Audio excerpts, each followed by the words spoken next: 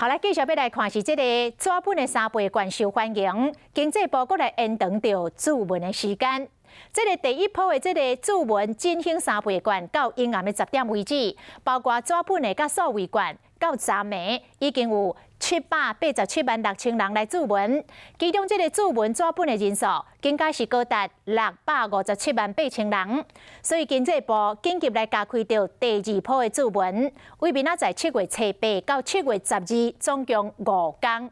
这个4大超商因应到注文的时间延长，马上过来推出优待。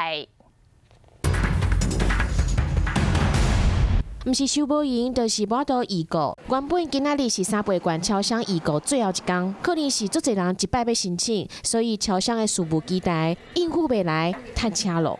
你预购了吗？还没。就是因为袂少人还未预购绑定，经济部伫第一波纸本预购结束了后，增加一轮的预购，时间是初8到12，必须要7月22到31号领券。第2波维持8月初1到初7预购。这样很好啊，因为很多人排队，就有时间去拿了。它是在增加中啊，但是那个数量都还好，应该不用赶在今天，因为明天也可以啊。延长预购超商有优惠，统一就是100块的购物金。预购结束的时阵，有大杯加币，第2杯半价，全家会当摕单啊，都有饮料加购的优惠。OK， 预购纳钱，买商品有优惠。莱尔富会当甲点数累积起来，还可以当抽奖。邮局嘛是专业备战，规划限制大领的数量，包括家己袂当超过5张健保卡。嘛计划亲像买喙暗共款，身份证单号双号的方式来进行分流，但是详细状况嘛是以最后的公布为准。